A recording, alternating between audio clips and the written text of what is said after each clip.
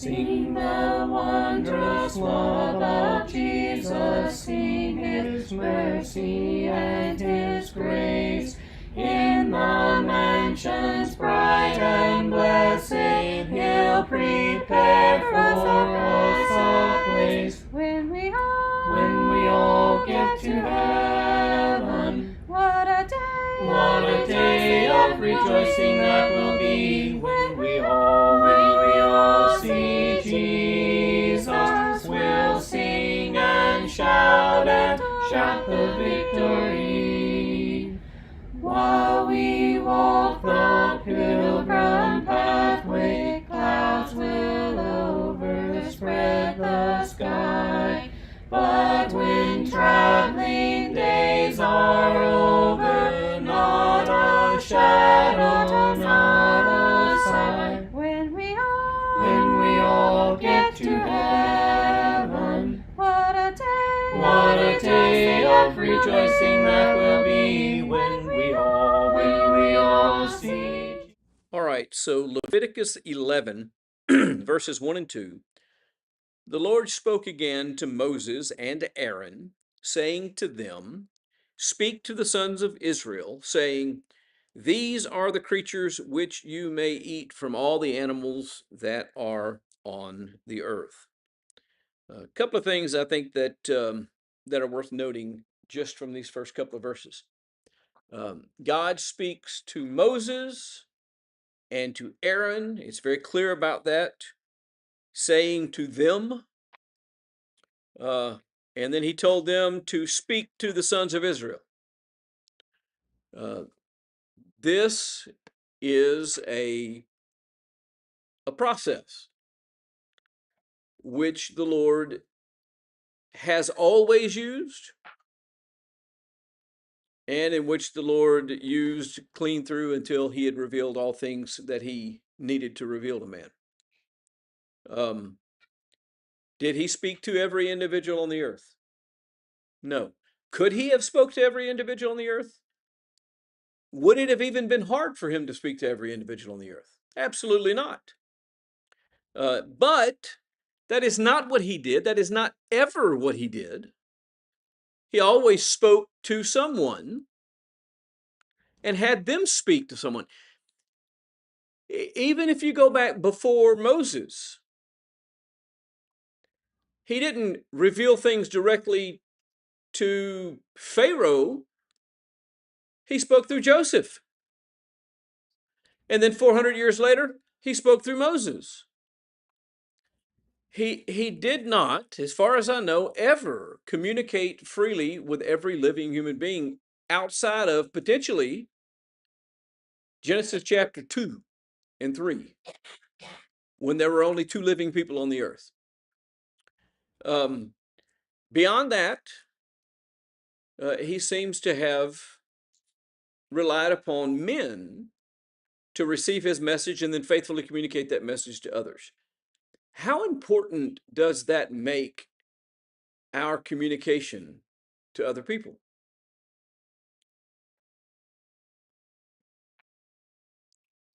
It's extremely important.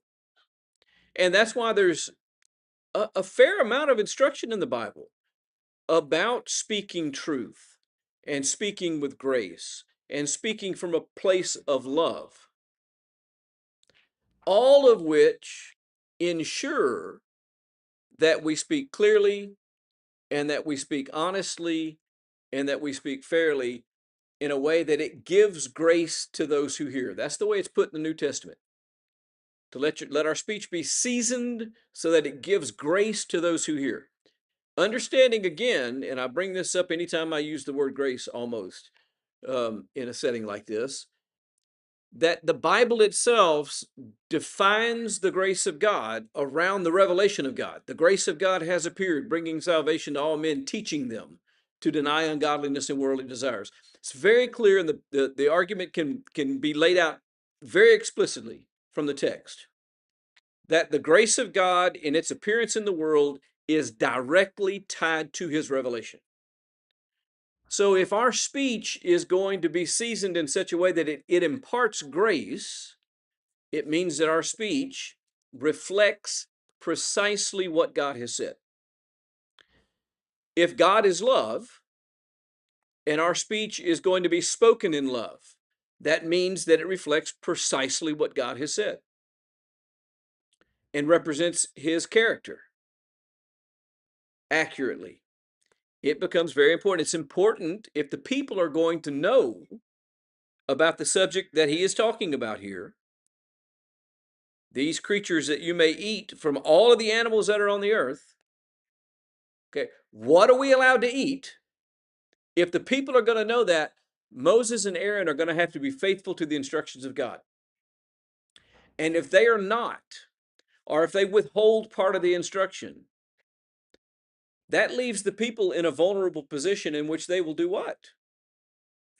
Potentially transgress against the will of God because of the unfaithfulness of it, which again is why the Bible spends so much time not just talking generally about our speech, but then also taking it a step further and saying that if you're teaching other people,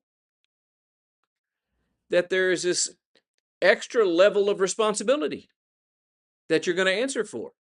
If I teach people wrongly, I think they still bear their guilt for being wrong, but I also bear guilt for being the stumbling block that leads them astray. And we have to keep that in mind, and that is it's fundamental to the way that the law of God works. And the way it would be expressed again in one place in the New Testament is that he has entrusted these treasures in earthen vessels. In this case, the treasure was, this is what it is lawful for you to eat. It was entrusted to Moses and Aaron to then share with others. The second part of this is that these laws are given to the people of Israel. Now, this is why this starts. Up to this point, most of what has been talked about has been the execution of things in the tabernacle, right? And so it has been all about how the priests are to behave and function and what they're supposed to do and how they're supposed to do it. This immediately broadens this outside of the Levitical priesthood. And it also broadens it to outside the tabernacle. We now have gotten into extending the holiness of God into the life of everyday people on the street and in their homes and doing normal routine things. We are not at the tabernacle. We are not at the altar. We are not offering sacrifices. We're just living and we're eating. And God says, my holiness extends to every part of your life. I'm not just going to govern your worship. I'm not just going to govern your sacrifices. I'm going to govern the mundane aspects of your life. I'm going to tell you what you need to do daily. What you eat, what you touch, what you handle in your daily living becomes a part of the covenant relationship that you have with me. Again, I know I've said this 100 times. You're probably getting tired of it, but for the benefit of people that are online, the overall theme of this book is, what does the average person need to do so that he can have fellowship with the Holy God? We saw Adam and Eve, after sin, being afraid of God and hiding from God. We saw, once the tabernacle was made and God's presence centered upon the tabernacle, the children of Israel being afraid to go down to the tabernacle, being afraid to enter the tabernacle. We saw before that, when Moses, who had been in the presence of God, came down from the mountain and simply reflected the radiance of God, they were afraid of that. And he had to put a veil over his face, or they wouldn't stand to listen to him and look upon him. How do I get from being afraid of God because I know that I am unworthy to being someone who can be in a relationship with God, sustain that fellowship, and walk with him? This is part of it. Everyday life is part of it. how you live, what you touch, what you do, not just in worship, but in everyday living, affects your relationship with God. So he's going to talk specifically here about eating, but understand we're going to go on and talk about some other categories later on in the book here, or later on in the chapter. Maybe does he get into anything else? I can't remember. Yeah, I think he gets into some of these things touching other elements of their life. But he'll eventually get into whether or not you can touch a dead body, whether or not you can, do various things in normal routine life. He even specifies that certain things are to be done in specific ways in order to retain your cleanliness. And if you don't do these things in this way, then you become unclean. And in order, therefore, to be reestablished, what do you have to do if you're unclean? You have to go through a process to be cleansed.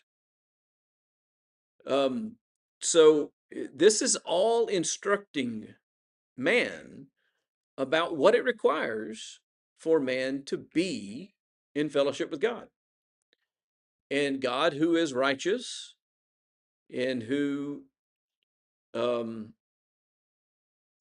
cannot be in the presence of evil, can't be in fellowship with evil, therefore needs man to either stay clean or to address their uncleanness in order for that fellowship to exist. All right, so he goes on, let's just read through verse 8, starting in verse 3. Whatever divides a hoof, thus making split hoofs, and chews the cud among the animals, that you may eat. Nevertheless, you are not to eat of these among those which chew the cud, or among those which divide the hoof. The camel, for though it chews the cud, it does not divide the hoof. It is unclean to you.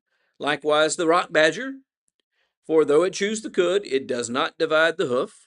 It is unclean to you. The rabbit also, for though it chews the cud, it does not divide the hoof. It is unclean to you. The pig, for though it divides the hoof, thus making it split hoof, it does not chew cud. It is unclean to you. You shall not eat of their flesh, nor touch their carcasses. They are unclean to you. So there's two levels of this to think about. And then there's two qualifications.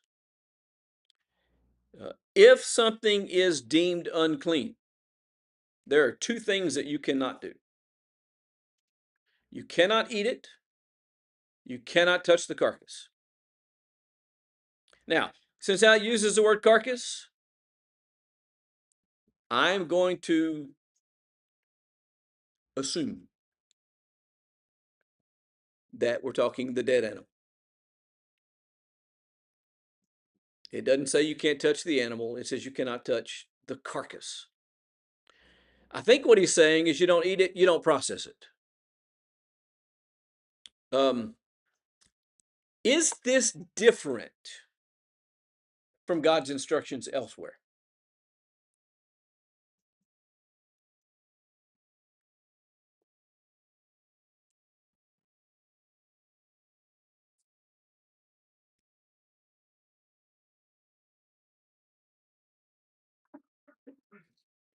To whom is that your question? Um, to the followers of God.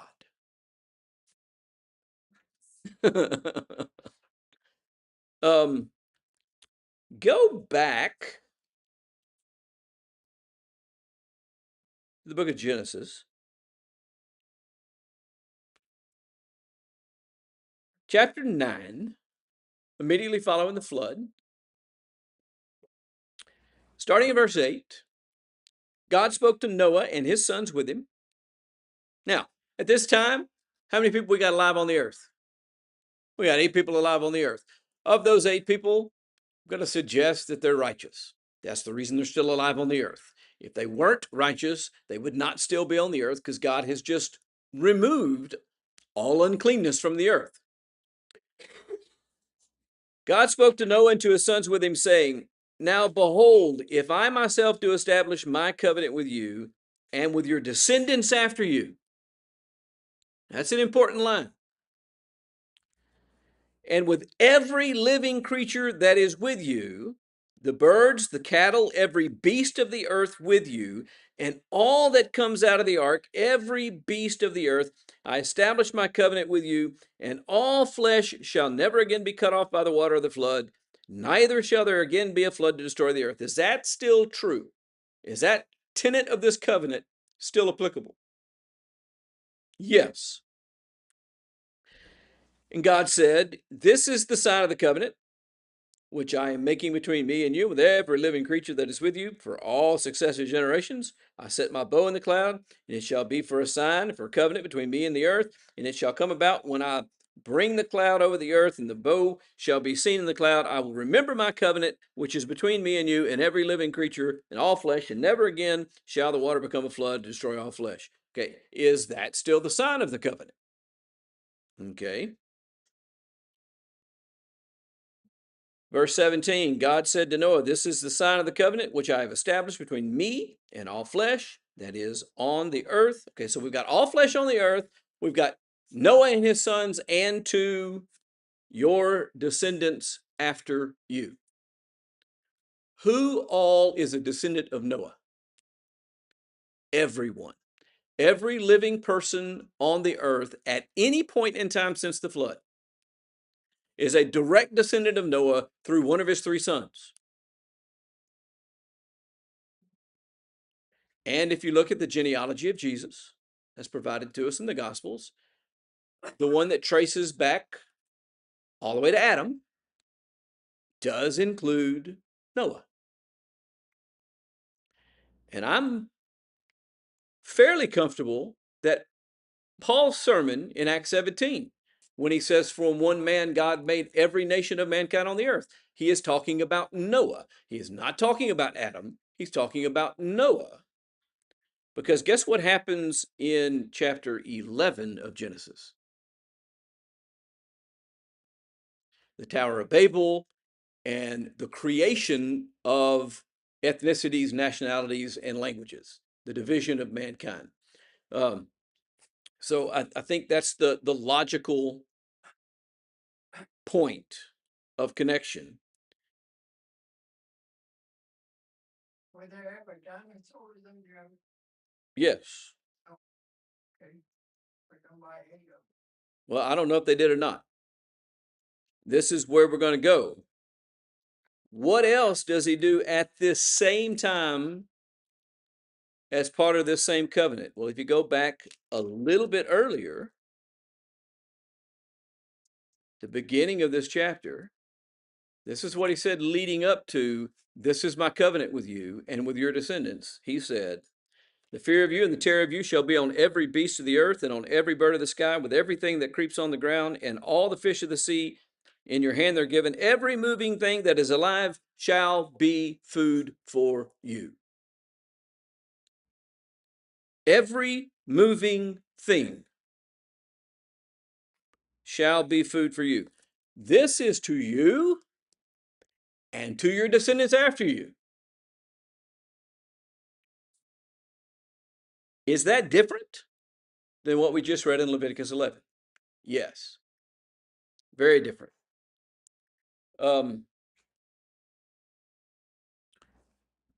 God changed his mind? Did God make a mistake back in Genesis? No. This was not universal, what he's saying here. This was not universal. This was something specific to the Israelites, the descendants of Abraham, through Isaac, through Jacob.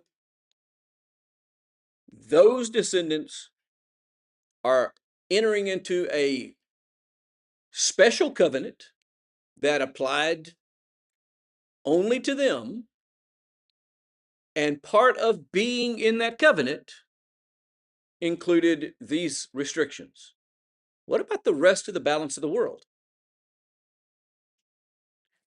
Everything that moved was still food. Now, the reason I bring that up, and I think it's very important for us to be aware of that, is this.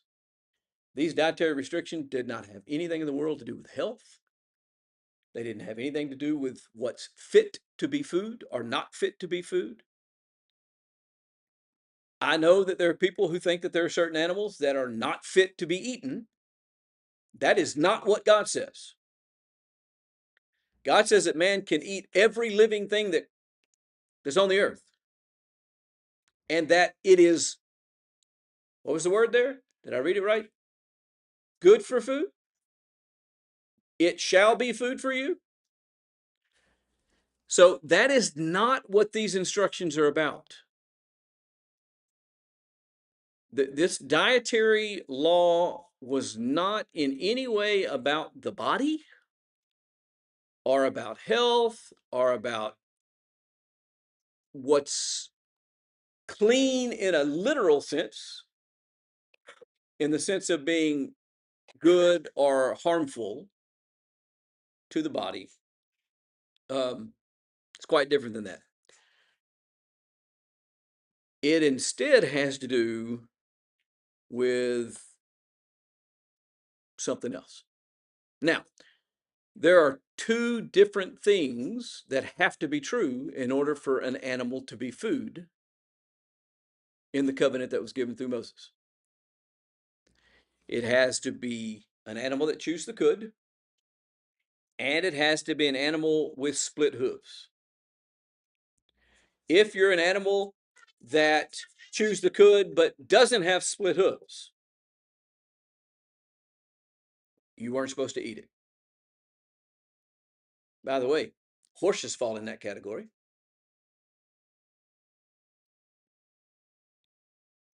There's a few other things that are specifically named here. If it was an animal that has split hooves but doesn't chew the cud, like a pig, it was not to be eaten. The animal had to have both of those qualities, and if it had both of those qualities, then it was suitable for food. What is magic about its eating style, or whether it has a single pad or two pads for a hoof? And the answer is nothing is magical about it. Why did he give these instructions?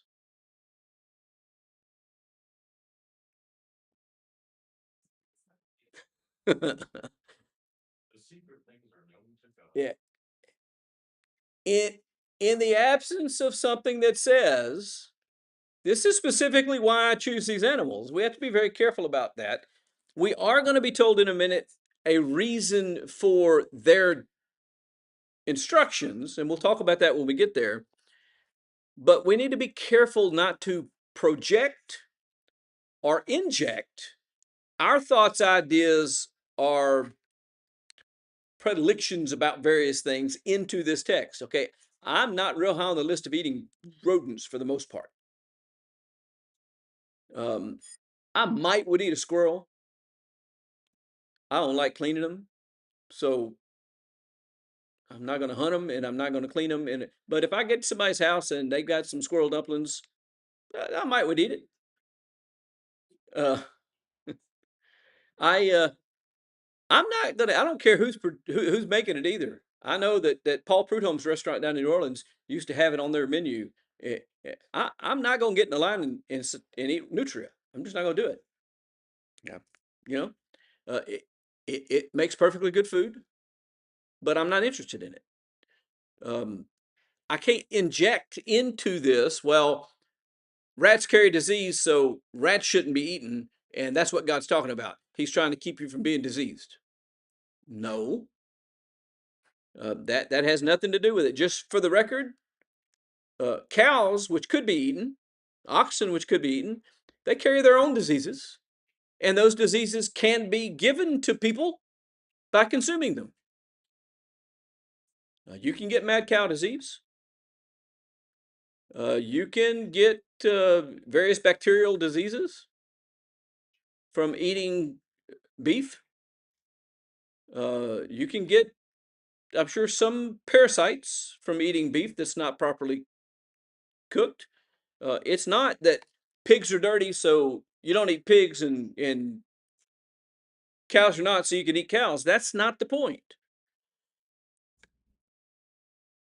It's something very different. It is God drawing some visible daily lines between what can be received and what should be avoided, so that his people learn that holiness includes restraint and obedience, even in ordinary things, and even in things that are not apparent. Look, up until this day, pigs were on the menu. From the time of Noah, every creeping thing that walked on the earth was good for food. And all of those years passed, and they're perfectly okay eating any of those animals. But now God says, if you want to walk with me in this covenant, if you want to have fellowship with me, you must make judgments and restrain yourself and not eat these things and limit yourself only to eating these things. Um, he doesn't give us those dietary restrictions today the way that he gave them those dietary restrictions. There's no off-limit food in the law of Christ, in the new covenant.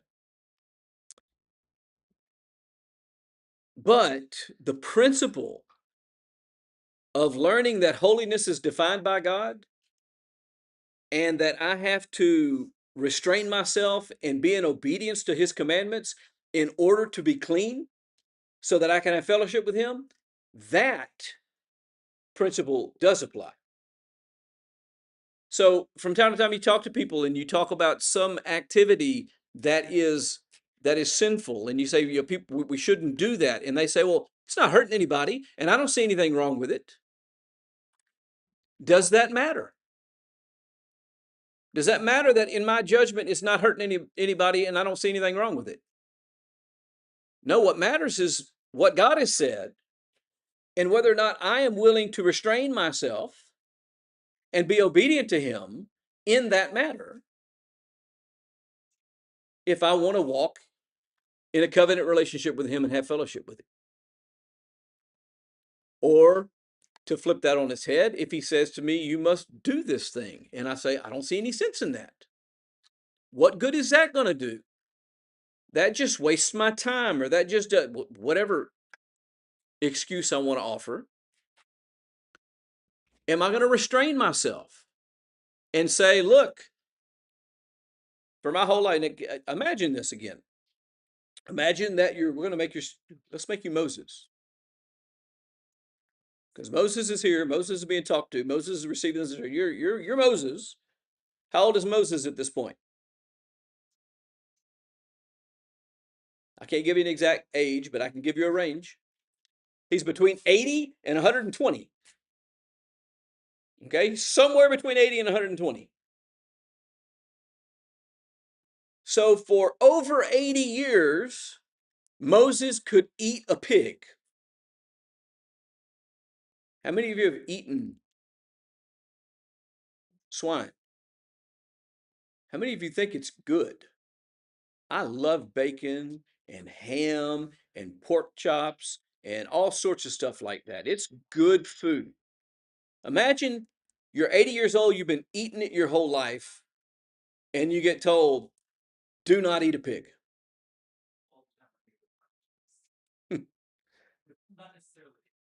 Right. Okay, here's the question. Do I have enough respect for God? Do I have enough restraint on my own desires to understand that if that is what God says stands in between me and fellowship with him, then that is something that I am going to not do so that I don't interfere with that fellowship? Can I do that? That is the question. That's part of what's going on here. Is he is teaching us that even in daily life, when he has said to us, this is good, this is not good. My restraint over myself, my self-control must bring me in line with obedience to his will over my own. He expands this. I'm out of time, but he expands this. I'm going to go ahead and read these real quick, and then we'll finish the chapter next week. But 9 through 12.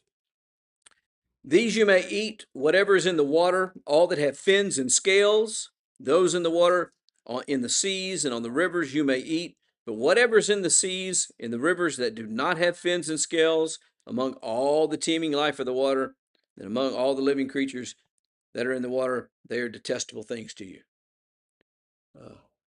There's a lot of stuff in our diet here that we couldn't eat. Crawfish. It's in the water, does not have fins and scales. Eels, alligators. We don't have a whole lot of water mammals in this part of the world. We got a few. Nutria didn't have fins and scales. There are things in the water that are perfectly edible, but if they don't have scales, you can't eat them. It's the same principle. Distinction between clean and unclean reaches into every realm of life, land and sea alike. God governs every domain. It doesn't just apply to the land creatures, it also applies to the things in the sea, or the water, I guess more broadly. All right, Lord willing, we'll pick up in verse 13 because he takes it to the next level after that, and then we'll talk about some application of these things next time. Sing the wondrous love of Jesus, sing his mercy and his grace. In the mansions bright and blessed, he'll prepare for us a place. When we all get to heaven, what a day of rejoicing that will be when we all see Jesus. We'll sing and shout the victory